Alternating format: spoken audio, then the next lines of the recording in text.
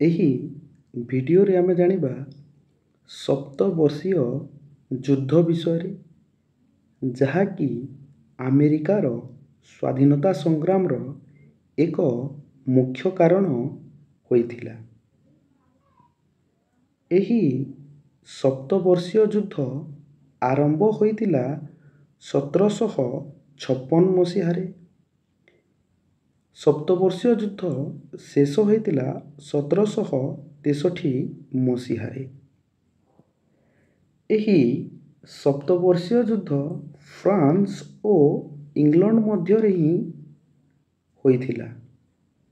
ଏହି ସପ୍ତବର୍ଷୀୟ ଯୁଦ୍ଧ କେଉଁ ସ୍ଥାନରେ ସଂଗଠିତ ହୋଇଥିଲା ଦେଖ ପିଲାମାନେ, ଏହି ସପ୍ତବର୍ଷୀୟ ଯୁଦ୍ଧ ଉତ୍ତର ଆମେରିକାରେ ସଂଗଠିତ ହୋଇଥିଲା ଏବଂ ଏହି ସପ୍ତବର୍ଷୀୟ ଯୁଦ୍ଧରେ ବିଜୟ ଲାଭ କରିଥିଲା ଇଂଲଣ୍ଡ। ଏହି ସପ୍ତବର୍ଷୀୟ ଯୁଦ୍ଧରେ ପରାଜୟ ବରଣ ସ୍ୱୀକାର କରିଥିଲା ଫ୍ରାନ୍ସ। ଏହି ସପ୍ତବର୍ଷୀୟ ଯୁଦ୍ଧର ମୁଖ୍ୟ ଫଳାଫଳଟି କ'ଣ ଥିଲା ଦେଖ ପିଲାମାନେ, ଉତ୍ତର ଆମେରିକା ସ୍ଥିତ ଫରାସୀ ଉପନିବେଶ କାନାଡା ଇଂରେଜମାନଙ୍କ ଦ୍ୱାରା ଅଧିକୃତ ହେଲା।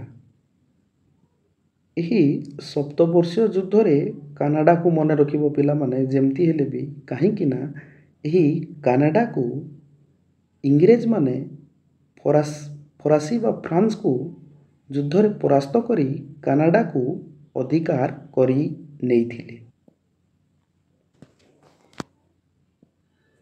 ଉପନିବେଶବାସୀ ଚାହିଁଲେ ପରାଧୀନତାର ରଜ୍ଜୁରେ ବାନ୍ଧି ହୋଇ ନ ରହିବା ପାଇଁ। ଏହି ସପ୍ତବର୍ଷୀୟ ଯୁଦ୍ଧ ପଥ ପ୍ରଦର୍ଶନ କରିଦେଲା ଇଂଲଣ୍ଡ ବିରୁଦ୍ଧରେ ସଂଗ୍ରାମ କରିବା ପାଇଁ, ତା ସହିତ ଉପନିବେଶବାସୀଙ୍କୁ ସ୍ୱାଧୀନତା ହାସଲ କରିବା ପାଇଁ। ପିଲାମାନେ ଭିଡ଼ିଓଟି ଯଦି ଭଲ ଲାଗିଥିବ ତାହେଲେ ଭିଡ଼ିଓଟିକୁ ଲାଇକ୍ କରିଦେବ।